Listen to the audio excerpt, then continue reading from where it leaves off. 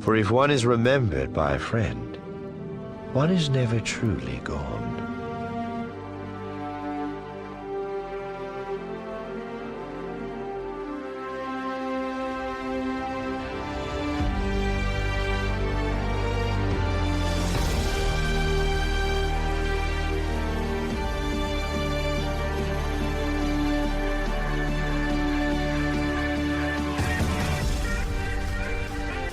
We would be honored if you would join us.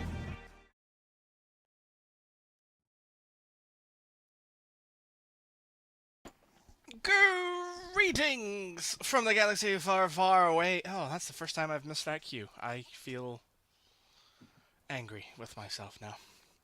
Greetings from the galaxy far, far away. This is the Legacy of Star Wars podcast brought to you by Fandom Empire. Yep, that's about how I feel after that intro. Oof! That was soft. Very soft. S-A-W-F-T soft, even. Alright, let's get on with it. Move past it. Greetings from the galaxy far, far away. This is the Legacy of Star Wars podcast brought to you by Fandom Empire. I'm your host, Johnny, and it is truly a pleasure to be here with you on this fine Tuesday evening if you're watching live, or whenever you happen to be watching us on the tube of you. I am, of course, joined, as always, by my co-pilots, my co-chiefs, my buddies, my pals. Randy, how you doing tonight? I'm not doing too bad. It's been, of course, got to have a bunch of Star Wars stuff come out on Tuesday, like always. At least we didn't, have the watch-along plan for tonight. But now I'm pretty excited because I actually did downloaded the Dark Forces remastered. I'm thinking next week I'll share what they've changed, and should be a lot of fun because it seems like there's quite a few different little things that they've added, which I'm pretty excited to try out. Well, I'm excited to hear about that. I know that's something we'll talk about a bit later on as well. On the other side of the screen, joining us tonight, Sean, how you doing?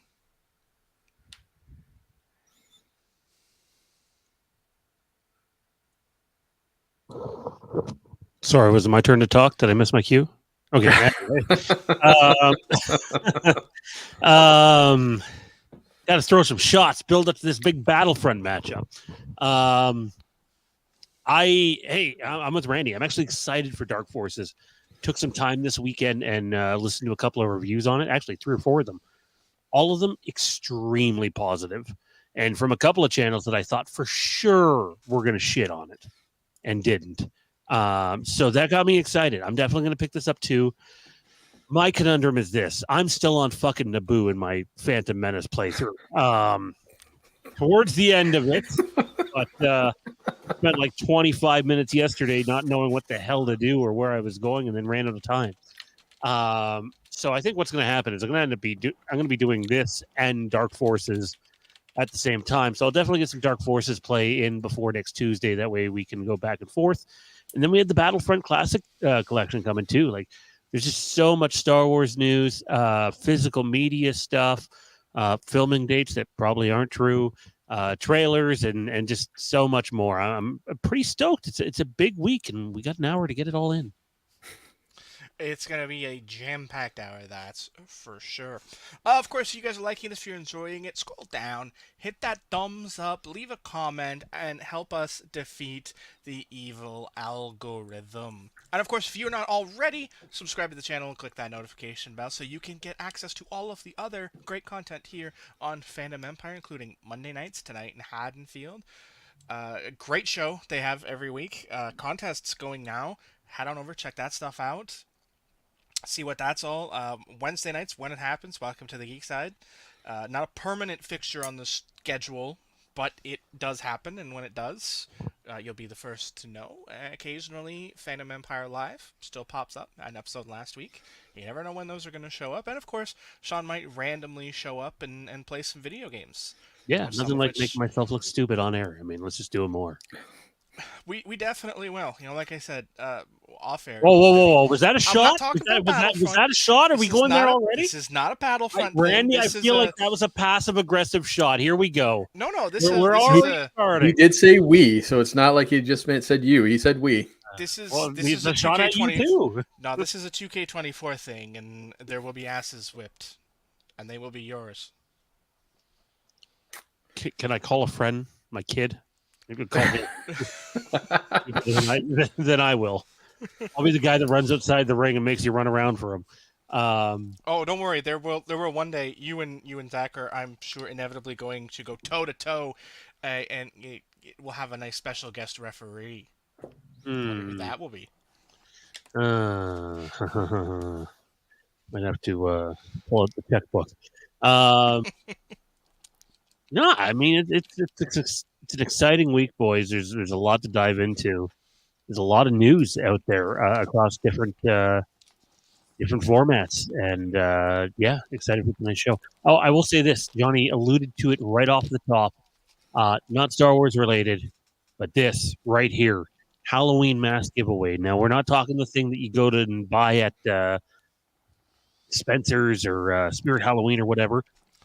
That's used as the initial starting point, but we're talking an actual artist going over this mask and giving you a replica of Rob Zombie's Halloween 1 mask, and they're going to make it live on this channel over the course of several weeks. And the number one way you can gain entry into that right now, head on over to our Legacy of Halloween YouTube page. All you got to do is subscribe and comment on a video, and just like that, your name is in the draw one time.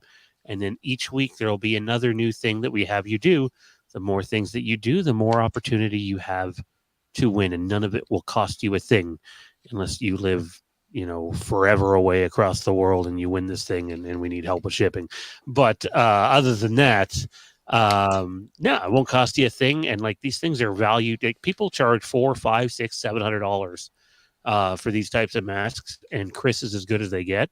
And to have it crafted well on our streams, I think is something really unique and really cool, and looking forward to that. Not to mention, we have a Millennium Falcon here to eventually give away on this channel. We have a Baby Yoda something. It's here we go, right here. This guy, little Baby Yoda figure. We'll be giving that away in the coming weeks. Halloween 2 snow globe for tonight in Haddonfield. Oh, we have this too for we need to figure out how we're going to give this stuff away. Ideally, sooner the better. Stormtrooper hot sauce, not open, still in the package. Still has the cool little comic tag there. I won't eat it because I'm a wimp and don't like hot sauce. So, we got some giveaway stuff. So, follow the channel, follow the socials to keep up to date with that. And one of the things that is on the to-do list is to make a Facebook group dedicated specifically to just this show. Sorry, I'm done. I'll shut up. Hey, got to get those plugs in, and what better time than the present? So, there you go. Keep your eyes out for all of those contents and all of the other content, and coming soon to a small screen near you, Legacy of Smallville. Right back into it. Almost said Supernatural again. You and Tom just keep going around that bush, right? One week, I get it perfectly. I don't even think about Supernatural. It doesn't even cross my mind. But this week, that S comes out, and it's like Smallville. I mean, Jensen Ackles too. Like, there's the crossover, and so yeah. Well, it's not just Jensen, but several of them. But Jensen's a big one. He was there for a full season. He's a big part of that. But I digress. Like we said, we are, this is going to be a short show tonight. We're looking at about an hour-ish, give or take a few minutes on either side. So let's get right down to business, right down to the news of the week. And we're going to start with the announcement in the last, I'd say, today? Yeah? Was announced that Kenobi and Andor would both be receiving Collector's Edition Steelbooks. Indeed. And there's a look at the Kenobi one. And hey, look, I'll be the first guy to say that they cheaped out on this show. This show deserved the budget that Andor got. You have literally, pun intended here, the legacy of Star Wars on screen, and you gave them the lowest budget you've given to any of the TV shows yet. That's a Lucasfilm issue. They can Lucasfilm, Disney, whatever. However, the story they told, I liked. I had no problem whatsoever with the story on screen. Ewan McGregor's performance, Darth Vader in the show, all of that stuff was done about as good as you could possibly ask for. This set, I have to admit, when I take a look at this set compared to the Mandalorian set, even though the contents are close, I think there's more extras with this. That it gets a little more in depth with people that you probably want to hear from more too. The Kenobi 4K set is a huge win to me. The art is fantastic. Some of the best art I've seen on a Star Wars case, a Steelbook ever. So like, I'm on board for that. I don't know what art cards you're getting. I don't know if it's 3 random ones. It looks like, I'm assuming it's those 3 there beside the discs. Right? I would assume so, but who knows, right? There could be 15 different ones, and certain ones come in select cases or whatever. But you're probably right. They could also be front and back. So that's also possible, yeah. I think this looks beautiful, guys. I'm excited. I just hope that like there's different levels of doing 4K. If you listen to Tonight in Haddonfield, Dean is a nut when it comes to physical media guru, I like to refer to him as. And I really hope, given that this is Disney's last, really the last physical media that they're putting out on their deal, and then it's over to Sony. I hope that it's as good as they possibly could have gotten it, because I intend to buy this. You know, I hate to say it, they have my money. Randy, what about you? Are you a physical media guy? And what do you think about this stuff? I am for the most part, but it's one of those things where I think it really will depend on, like, you know, with anything physical media, it depends on what I'm going to get with it. And this looks like it's coming with a lot of bonuses and extras, which is something I like. I'm that type of person where, like, when I got DVDs and I was always going, the first thing I went to, especially if I'd seen the movie multiple times, so I would always go to the bonus features. I wanted to see like the making of stuff and the cast interviews and things like that. That always excites me, because I like to get an idea of like people's frame of mind and you know, and how excited they were going into it. So, and it really sounds like we're going to get that with this. So that's something I'm definitely probably going to pick up. For me, when it comes to physical media, I'm, you know, like Sean has said, you know, time and time again, he is a special features whore. You know, they are what get his blood going. For the record, I think it's kind of light on this release too. Like compared to some Steelbooks though, where you get none and you just get the movie, it's something. But like for me, it's not so much the, you know, the featurettes and things like that get me going.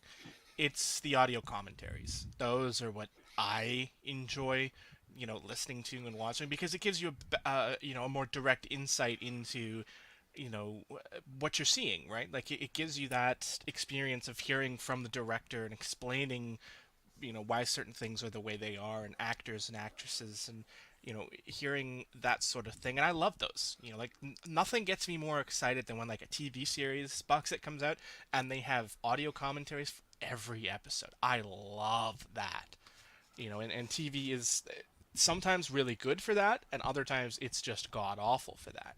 You know, there are some TV seasons where you'll get, you know, one audio commentary per disc if you're lucky, you know, and some not even that. And others you'll get audio commentaries on every single episode. Those are the ones that make me go, oh, I like this. Now, obviously, it you know, mentions there in that it does have, you know, audio commentary from Deborah Chow, but it doesn't specify how much, or if it's exclusively her. I think it's just the finale. And see, that doesn't do it for me. I personally, I don't think, you know, if it is just that, and it is just one episode audio commentary, I don't think my pocketbook gets out for this. You know, not because it's not, you know, I love my physical media, I love my collections, box sets and things like that. But I need something that's going to make it worth more than what I get elsewhere.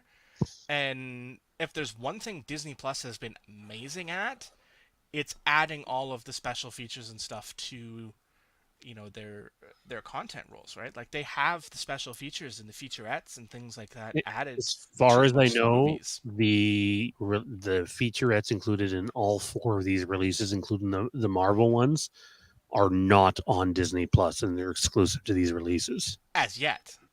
Correct. But even the old stuff, like if you go to like Revenge of the Sith, Force Awakens, the last, it's not all there. They're missing a ton of stuff. Like if you don't own the physical media to those releases, you are missing most of the extras on the Star Wars stuff. Anyways, I can't speak for the Marvel stuff, but the Star Wars stuff is definitely less than half. But like it just for me it's not something to get out there for, because for me those aren't those featurettes aren't the things that get me going. So I don't know. I think I'll probably put, like, it looks like I would love to have it in my collection just from a visual standpoint, because it does look amazing visually. Like I could see myself rocking that poster, like that cover as a poster on the wall.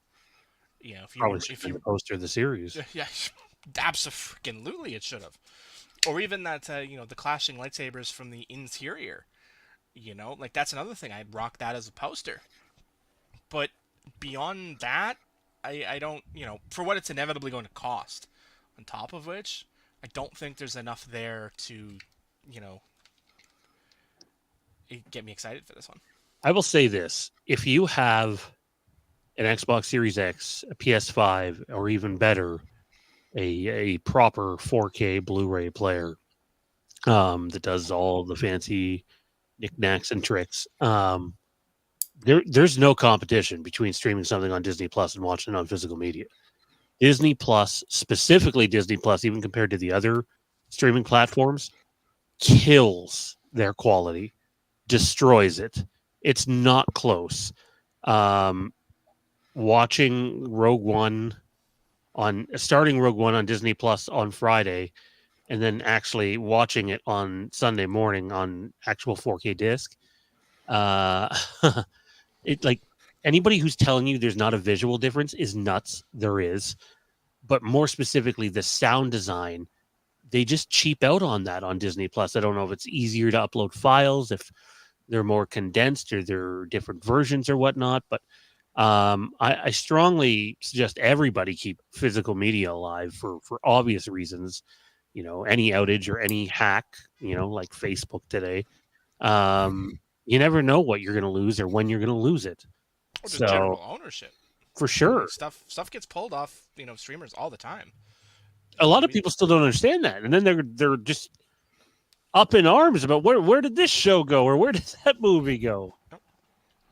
Like it's still an important thing to have as physical media, especially in this era of rotating content availabilities and things like that.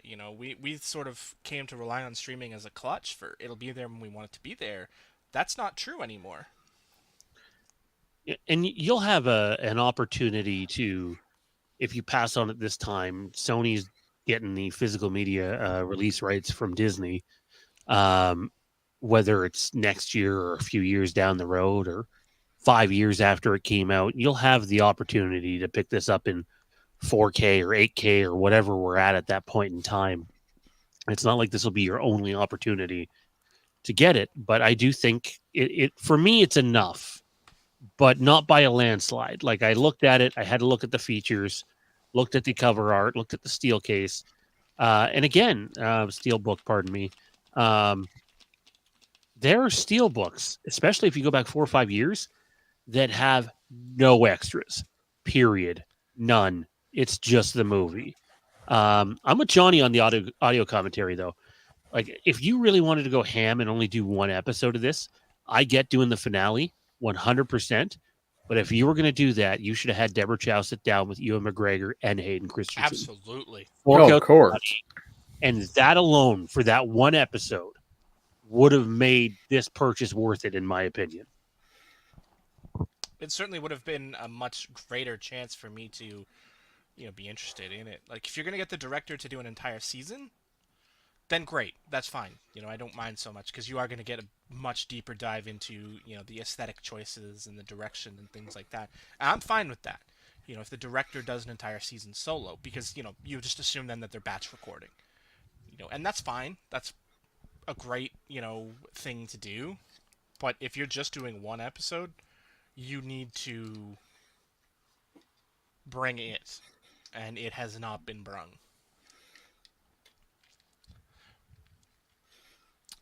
All right, what about Flip, Andor? sorry, one Is there second. more here? Less here? What do you think?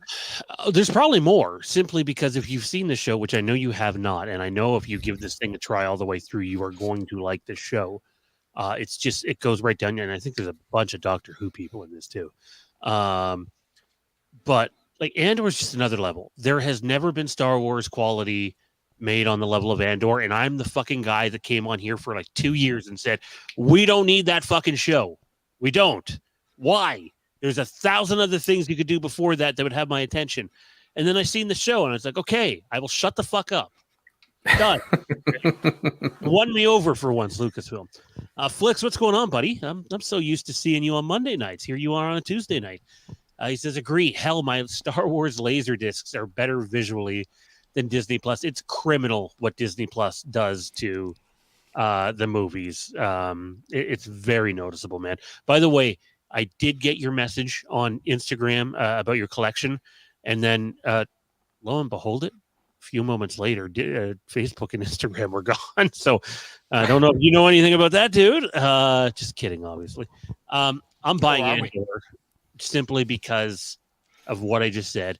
It is the highest quality Star Wars product I have ever seen made, and that's by viewing it on Disney Plus. So now let me view that show on proper 4K UHD. Tony Gilroy is also not cheap when he does something. He does it properly. And the fact is the featurettes, Ferrex Part 1, Imperial Occupation, that has me interested, Aldani, the Rebel Heist, James Bond 101. I don't know if you I don't know if you remember that, Randy, that specific episode, but it's where they take off on the ship. I don't want to spoil too much for Johnny. And there's that amazing visual when they're are they on a TIE fighter? Is that what they're on? Oh, yeah, I remember that. Yeah. Or a shuttle of some sort. It just looks badass. But specifically, the final one, Ferrex Part 2, Fight the Empire, the finale of that show, was so mind-blowingly good. I'm really curious to see what Tony Gilroy has in store here. The only thing I'm disappointed is I don't see a commentary listed for this one. And if there's someone's head I wanted to get into, it's Tony Gilroy. A lot of people go, oh, Gareth Edwards did Rogue One. You're right, he did. And do you know who came on board to save that movie when it was a disaster? Tony Gilroy. That's why he got Andor. So I'm really stoked for this one. How about you, Randy?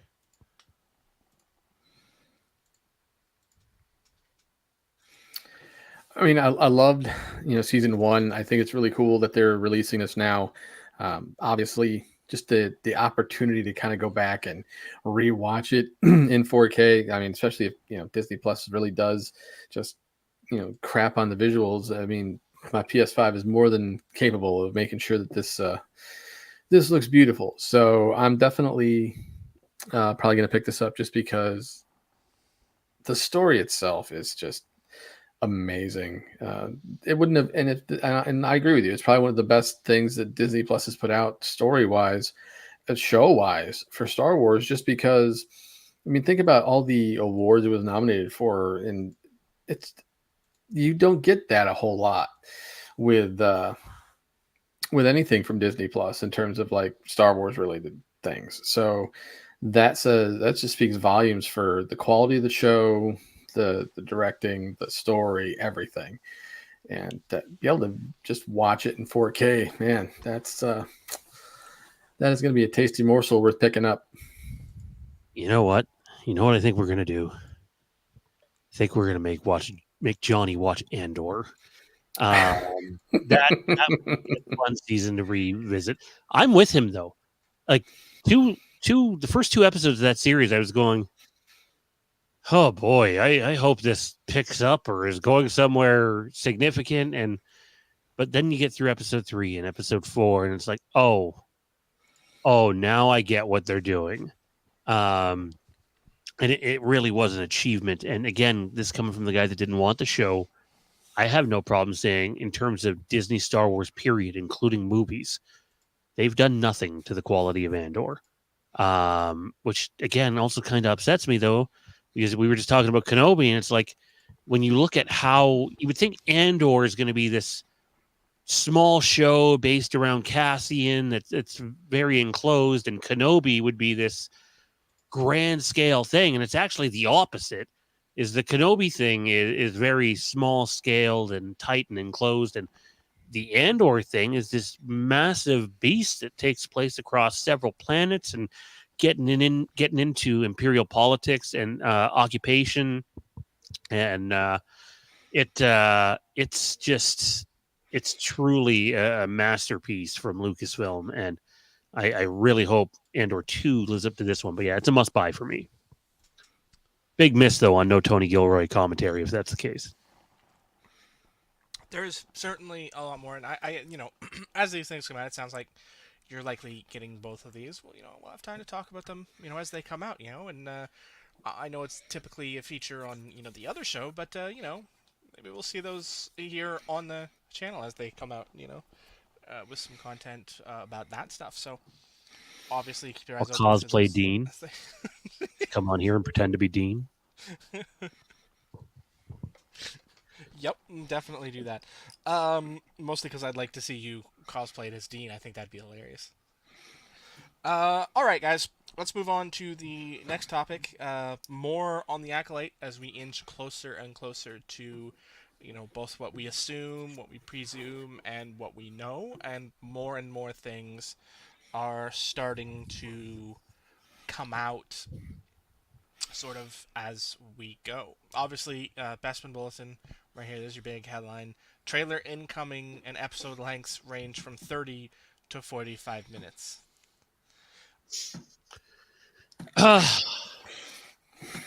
So this is what kills me about that is I think they'll be closer to 45 minutes because everybody who has any sort of inside information about the show compares it to Andor, and the one thing Andor doesn't do is cop you out on or screw you over on runtime.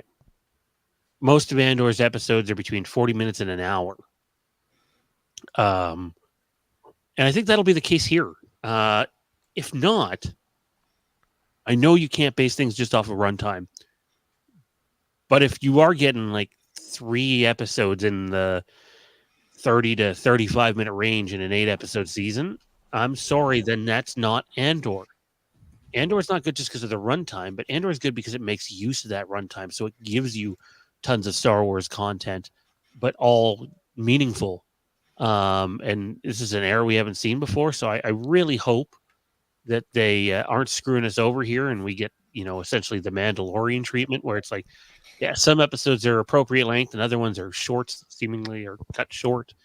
So, I'll reserve my judgment, but a little worrisome. But at the end of the day, hey, even I can say if the 35-minute episode is great, then I'll take it for what it is. Well, and that's really half the battle when you think about it. As long as they use the time wisely and give us solid content, runtime isn't going to be that big a deal.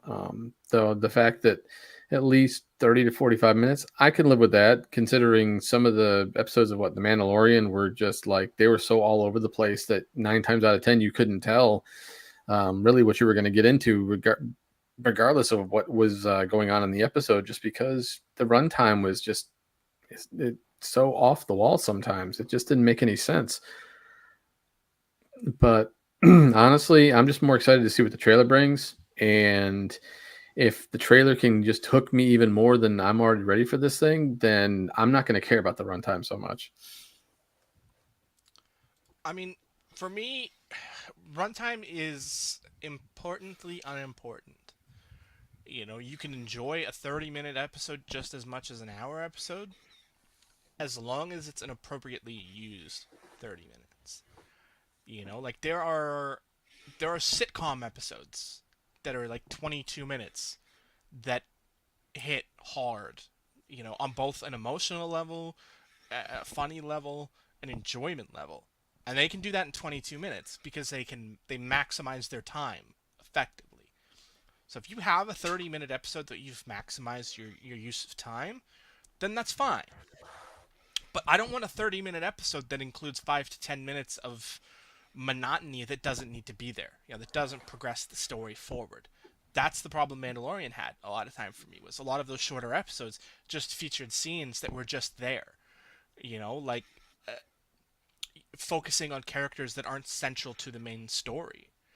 And I don't need that sort of backstory or back time for characters that are only going to be in one episode, or episode here and episode there. Like if you look at, like, to me, some of the biggest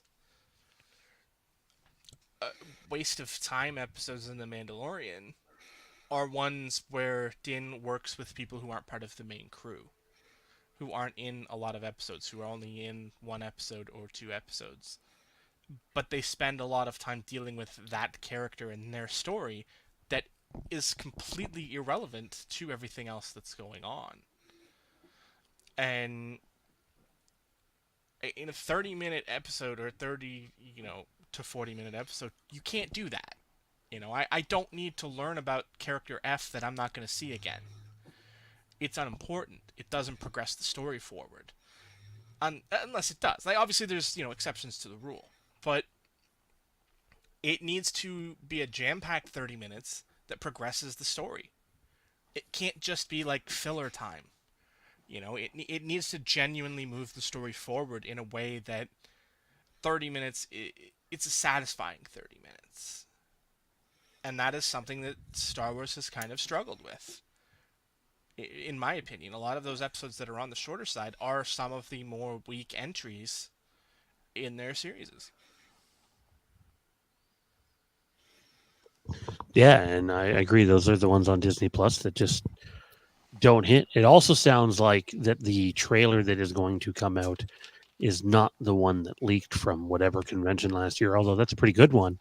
Sounds like it'll be something new, and this makes sense. Yeah, honestly, I would not be shocked. Boy, this will hurt our watch along next week if this happens. I would not be shocked if this thing comes out this week or next week, at the very latest the week after, because if the intention is to market with the Phantom Menace re-release, you're going to want like 6-7 weeks in between those two things. Yeah, it's going to be interesting to see when this trailer drops. Our luck, it's definitely going to be on a Tuesday, and it's going to be at like 7 p.m. When we're focusing. It'll be next Tuesday night at like 8 p.m. The trailer will drop while we're in like final prep for a show that's about to happen, and it'll just throw everything out the window. Who's jinxing us now? You. It'll all be Randy's fault. You created the jinx, Sure. Randy. It's your fault. It'll always be your fault when things drop on Tuesdays. Mm-hmm. This one wasn't in our notes earlier. I'm just going to jump in with this one here quickly. Daniel Rickman, who some people say is reliable, others don't. I'm kind of 50-50 on the guy myself. But apparently the production window's been revealed, and they basically say that they'll be shooting towards the end of this year for a potential 2025 release. Look, I want to be that guy that says, yes, get this thing out by the end of 2025, especially if you have 2 movies coming out in 2026, one of which will be somewhat affected by the Ahsoka series, and then the big one, which is slated for 2027. But I got to tell you, it sounds way too fast. Way, way too fast. Like, they had only just begun officially writing this thing like 2 months ago.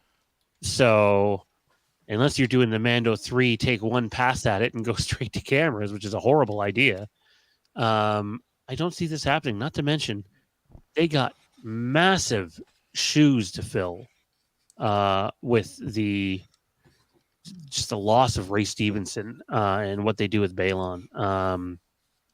No doubt he's going to be a part of it, but I hope they have a hidden gem up their sleeve, because miscasting him now moving forward could be disastrous for the series. All that said, I don't think there's a chance it's filming this year. I think it'll film next year. So you'd be looking at 2025 filming, 2026 release. And I know you're going to say there's already 2 movies coming out in 2026 if that happens. But I just think that's the more likely window. Hope I'm wrong. Did I miss a change in showrunner? What do you mean? Yeah, I don't see Filoni rushing this at all. Oh, okay. Like, but just in general principle, like, he's still working with Favreau on the movie. like significantly too. exactly. Like it's safe to assume that he's writing it with him.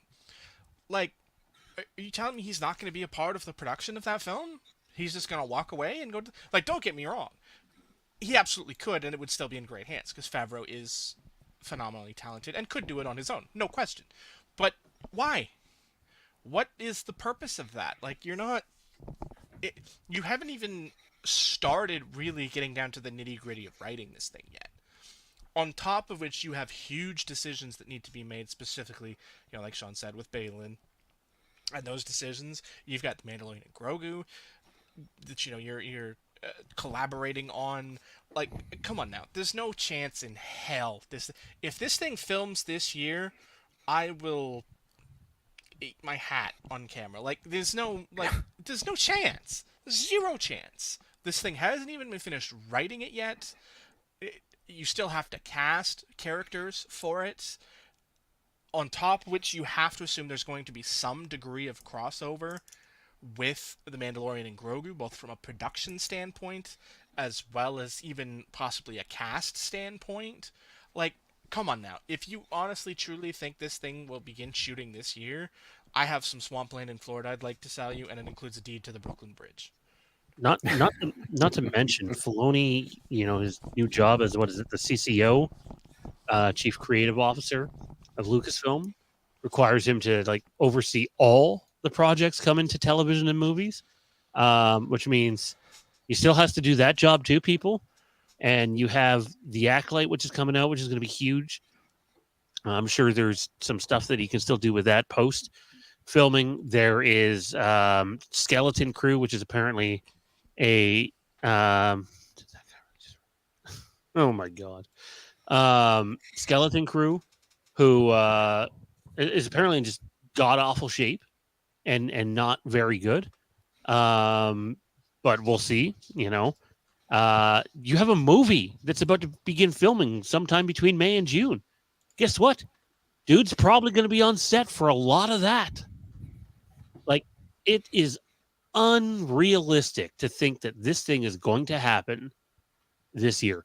I would love to be wrong. I hope that I'm tuning into Making Star Wars or watching Bestman Bulletin site updates and find out that, no, there's something to this. I would love that. I just don't think there's a chance in hell it's happening. No, I agree with you. I think Filoni's still probably in the process of even writing some of this stuff down just so he can, make sure everything kind of meshes well with whatever Mandalorian Grogu could end up potentially adding to the story. We don't know. We don't have, from as far as we know, we don't have a real story yet for a lot of this. So that's a pretty brazen statement to be like, yep, we're going to start filming this year, when clearly unless Filoni had a season 2 script ready to go the moment he finished season 1, I can't see it. I can't see it either. I just really can't. Guys, I'll be right back. Oh, that's not at all awkward. I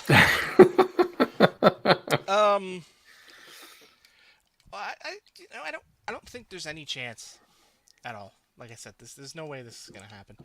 I can't really move us forward until he gets back, because he's got the controls of the ship, and it'd be pretty awkward talking about our next topic with Ahsoka on the screen in front of us, on top of which I don't know what he's talking about in the next segment. So let's move on to the stuff that I can handle. Okay. Oh, wait. That was quick. You're muted. Are you back? Yeah. Okay.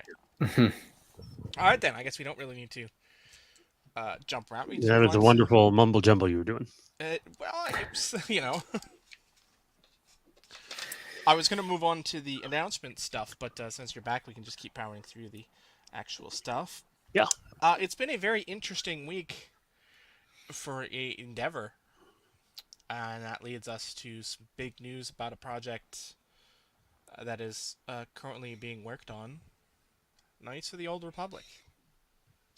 So, believe it or not, there's actually good news about this game. And there seems to be some misunderstanding in terms of what's happened. So I'll spell it out for everybody as best as I can.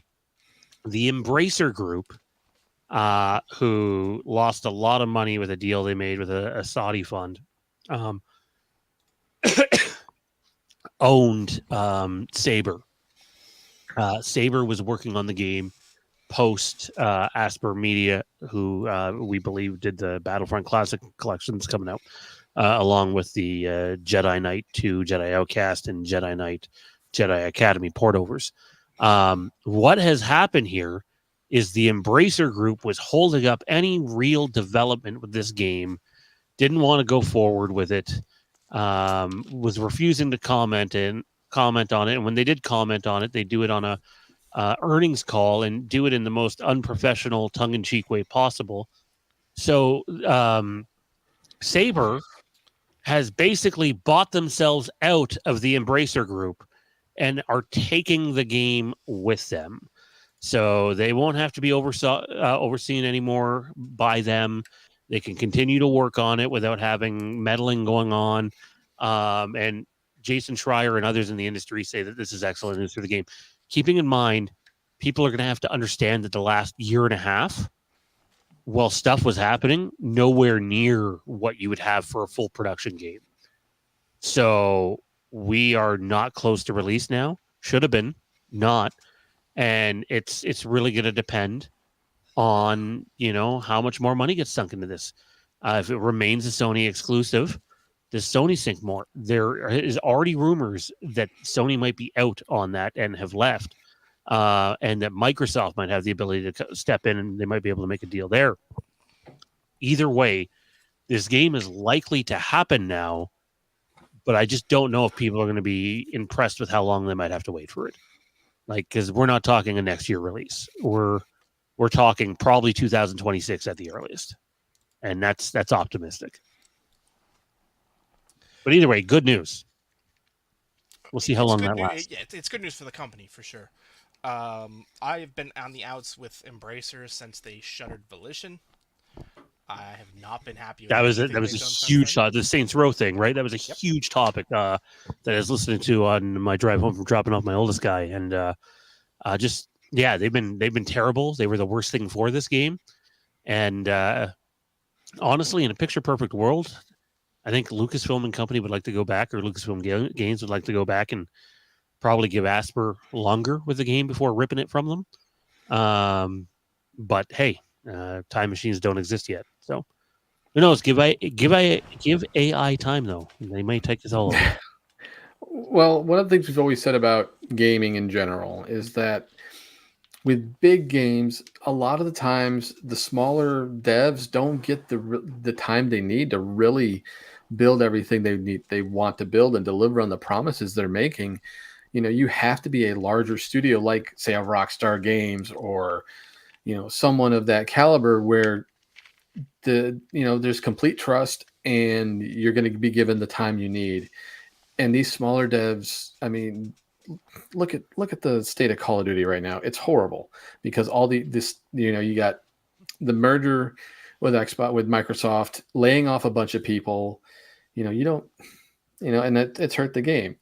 But I think this is good. This is good for KOTOR in the sense of getting Saber being breaking free, because it gives them a chance to truly create the vision they want. And if it's a 2-3 years off, I'm willing to wait, because the game, as long as the story's intact, the voice acting's top notch, and we get something that just brings back the nostalgic feeling of playing KOTOR, but also adding something new that just makes it even more exciting, I'm willing to wait for that without a shadow of a doubt. Let's give these guys a chance. It's certainly going to be interesting to see as we go forward and see, what becomes of this. Sure, we'll start getting news here in the next, month or two about things like that. But while this has been sort of couched as good news, On the other side of the coin, not good news, and that is over on the EA side of things, where we have lost the Mandalorian game that was in development. How? What's your response to that, Gaz? What do you think? Uh, I know people are going to point the finger at EA here, but I got to point the finger at Lucasfilm Games. What did you think was going to happen when you didn't redo the exclusive rights with them? You know, are they going to do a Jedi Fallen whatever 3? No doubt. No doubt, because those games have been successful and they already got 2 in the bank. But in terms of them committing more resources into more single player games for you, not likely. It was kind of a foolhardy move, and it's disappointing. Although, as I put in the notes there, the real time strategy game, which was also in development from the same company, is still going to happen. But you know, it's also going to cost significantly less. It's disappointing, that's for sure. But you know, we do have some good stuff coming down the pipeline. Would have been great to get something set in the world of the Mandalorian. Yes, absolutely 100%. But as long as what we got coming down the pipeline is good, I mean, I think Outlaws is showing that they're willing to take their time and give us something solid, which I can't wait to play. Obviously, we'll get our third Cal Kestis title, and then of course, we will have obviously Asper is going to be pumping out remakes and rehashes just to appease the nostalgia gland, and then you have KOTOR. So we do have some good stuff we're looking forward to. And who's not to say someone else won't pick it up, and kind of dust it off and try to see if they can't make it work with a different developer. It's always possible, and that's just how the gaming industry is, unfortunately. Just like what was it, 1313? That would have been absolutely amazing. It sounded like it was going to be just completely different than any other type of Star Wars game we ever got. And who's to say that Lucasfilm Games doesn't decide to try to bring that to light? Who knows? We'll see. But overall, because it was almost done. Yeah. I mean, even this one was 2.5 years into development. It's like, you're walking away from a lot of content at that point already. So it's frustrating. Also, I just want to point out, not that Randy said this, but Asper did not do the Dark Forces title. I forget who they're saying did the Dark Forces title. But I just want to put that out there. Whoever did that deserves the credit, simply because apparently it's amazing. So maybe Johnny can search that up if he gets a chance. I guess I should be doing that. But I want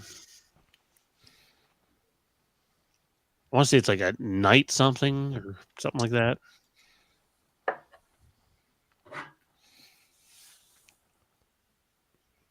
Anyway, Night Dive.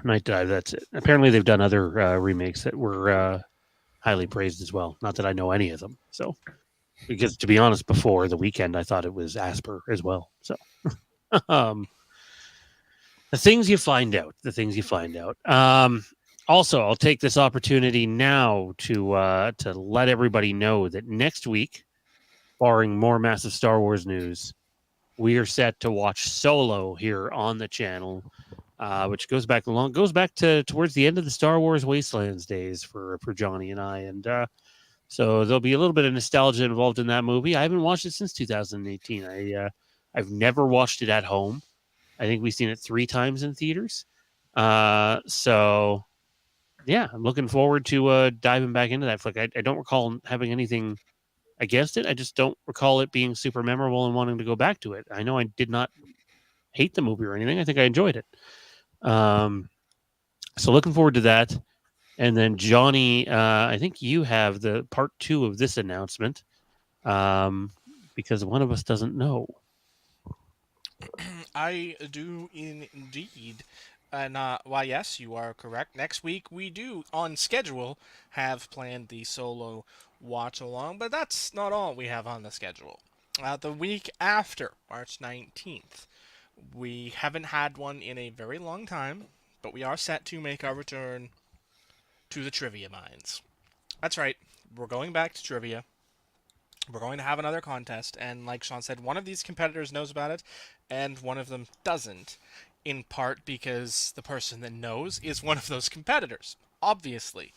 And on March 19th,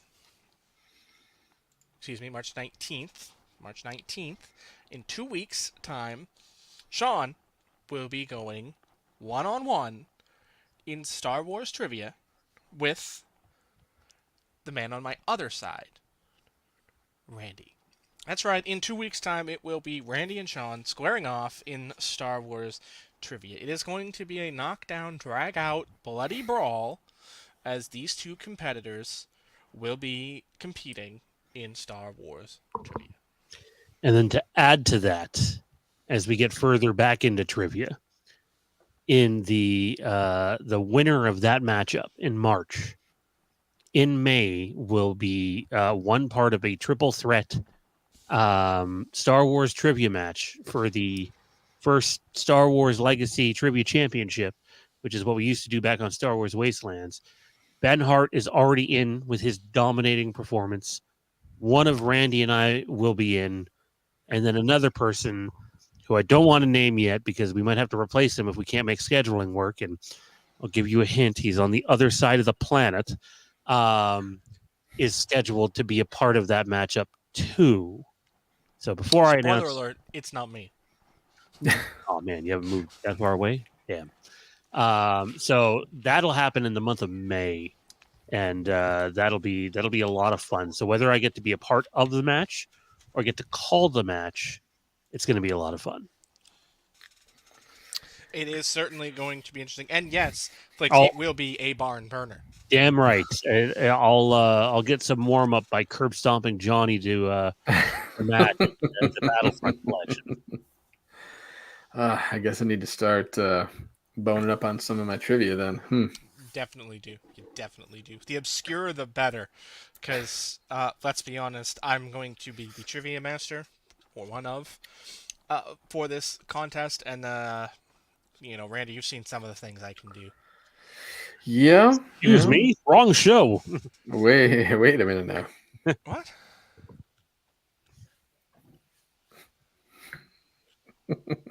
Randy has seen some of the things you can do. What do you guys got going on? Making trivia questions, you... Yeah. Get your meat out of the gutter, sir. Never. Let's say like it ever leaves there. He's down deep with the Dianogas. Guilty. Send me to Jabba's palace. I think you're down deeper than that. What? All right, let's move on. We have one more segment for this week, and I'm dreading it. Because, yikes. Me too. It is time for the game of the week. We pushed it off last week because, while we didn't have time, we ran out of time. Unfortunately, this week we still have a little bit of time. So we are being forced to get it in there because otherwise we'd have to push it off again. And, well, nobody really wants to do that because it's like a sort of Damocles hanging over our heads waiting to talk about this game that Randy chose because he's a masochist. Also a sadist, apparently, because he wants us to endure it as well. Game of the week. Randy, tell us the game you chose. Tell us why you chose it, and then tell us what's wrong with you for doing that. So, I figured, I'll give you the preface for it.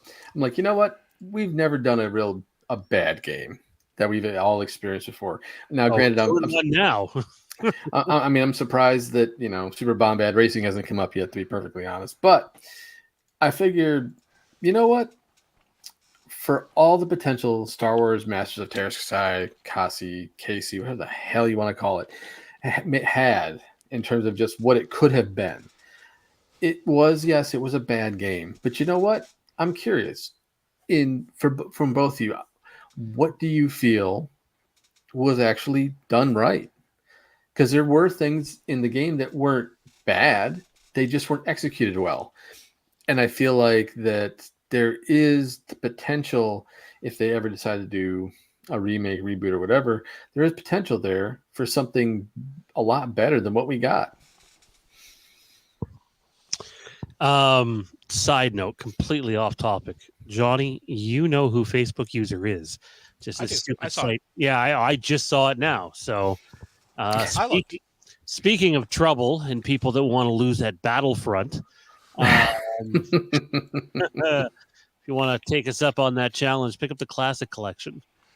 Actually, I think I was on here last week saying that you were kicking my ass at the end of that. So, I won't reveal your identity since it shows up as Facebook user. I love you, but you're still a brat. Anyway, I mean, the name is there if you're watching on Facebook. yes, but if you're not, then too bad for you. Well, then you're just not seeing it at all. Damn right. Well, no, I put it up on screen. So all Oh, these did you pull? Okay. Yeah, I put it up like that. I can. Okay, I see that now. The spy from outside of the cantina. Facebook user. We have On those. Moss Isley or at Moss Isley. Look, I remember dying to rent this game as a kid, bugging my dad to let me rent it for God knows how long, and it was everything I didn't want it to be. It just sucked. Okay, like you're a kid. There's no internet at that time that I had access to read up on the game and what it was about, and wasn't keeping up with gaming magazines or anything like that. So the last thing I wanted was a cheap Street Fighter knockoff that didn't run nearly as good as that or Mortal Kombat, which is what that game was. And to me, it was so disappointing because, like, you look at the cover art, you even look at the back of the case back then, it's like, oh, this looks like it could be badass. And it also gives you the idea that some of the story might be taking place after Return of the Jedi. So that was exciting, too, as a kid. And it just sucked, man. It sucked, and I'm hurt that you even brought this game up. You asked the question in there, what did this game do good? It featured Mara Jade. That's about it. That's legitimately the only answer I have for what did this game do good. Because it's garbage. I, in my life, have played a lot of games that sort of rip off that Street Fighter, Mortal Kombat format. This is the worst, and that's saying something because I've played games like Fighting Force 64 and just some ridiculous titles over the years. This is the worst. It is garbage. I played games on the SNES that were better than this. Like the Power Rangers had better fighter games than this. Like it was just awful. And the story they tried to give in there was just yikes. Like it was just oh god, it was bad. It was just bad. And when a Star Wars game comes out that Sean plays and then has nothing good to say about it, that's all I need. That's all I like. If it can't pass that litmus test, it is just awful. And let me tell you, I haven't played it in 25 years, give or take, and I do not plan to change that. Flick says he recently played his old Revenge of the Sith Xbox game. He forgot how much better the story/scenes seemed to be than what they had in the movie. Well, I love Revenge of the Sith, so you're not going to catch me knocking it. But I had that game, and I loved that game. That game was great. Let you do all sorts of different things. The Jedi Temple stuff with Anakin or Vader is fantastic. I would not be shocked if that game is next year's game. Being it'll be 20-year anniversary of Revenge of the Sith. I can see that happening. And to give people possibly the ability to play it online, since it's 2-player co-op story. That would be interesting. That'd be Well, fun. it also had a fight and had did like a fighter thing where player versus player. You could have a bit of a duel as well. If memory serves me correctly, you could do that in Revenge of the Sith.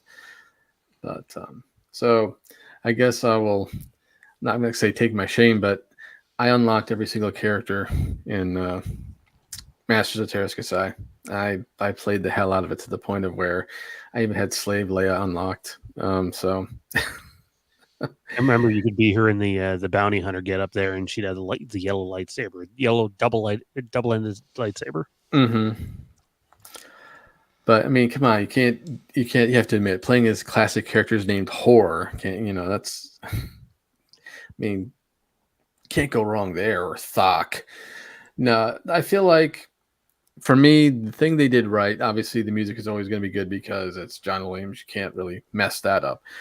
But I feel like the premise itself had a lot of potential. I feel like if they had polished the story a little bit and worked on the mechanics, we would have had a really good fighter on hand here. And I wouldn't mind if someone decided to take another crack at it, but with the huge galaxy now that's been created, can you imagine having that tournament fighter style game where you can have Ahsoka versus Qui-Gon, or Dooku versus Luke? I mean, just having those types of matches, I think there's it's out there if someone's willing to take a stab at it. I think Mrs. Randy is laughing at the fact that he likes Masters of Terrascasi. Yeah, probably. Oh man, who has the next game, by the way? Well, I was going to ask that question. So, do you have one ready, or?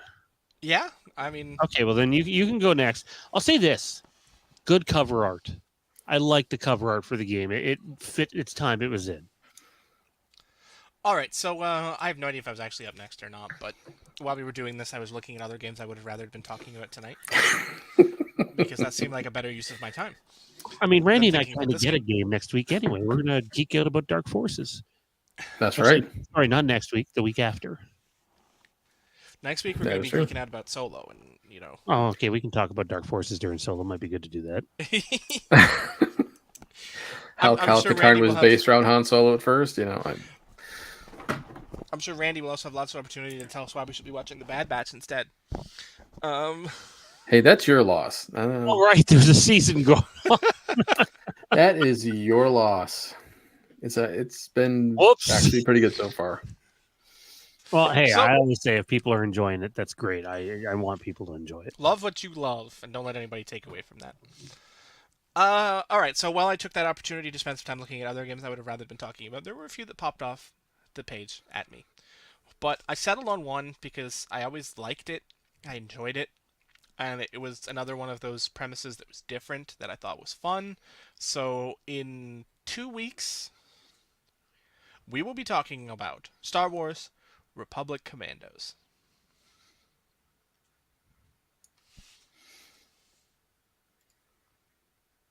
There we go. Had to unmute.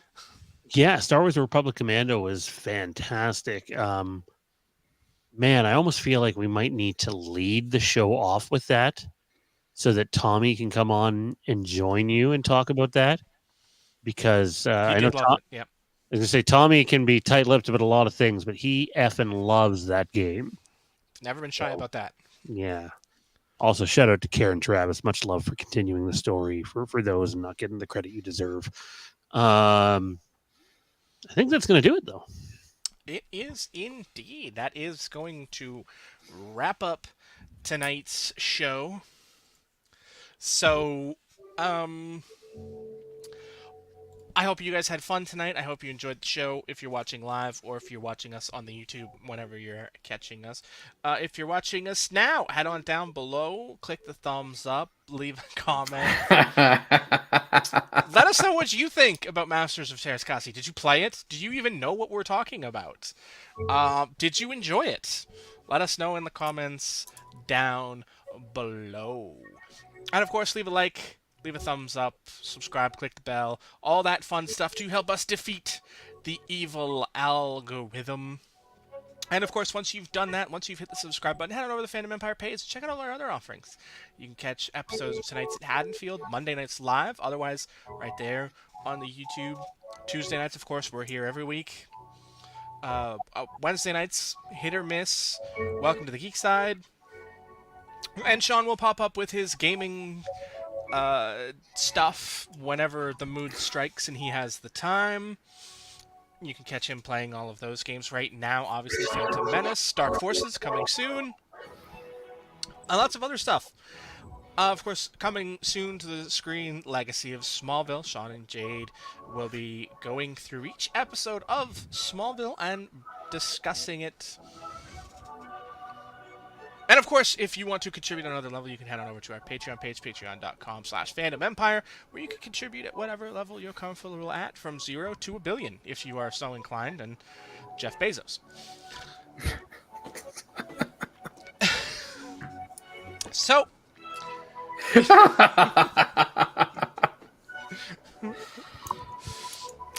So, hopefully, I hope you guys enjoyed tonight's episode. I certainly know I did, at least every part of it up until we talked Masters of Terras Kasi. So, along with Arden Lynn, for Sean, for Randy, and Arden, we say adios.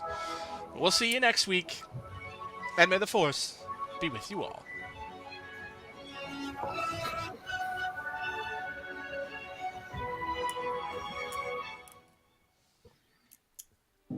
For if one is remembered by a friend, one is never truly gone.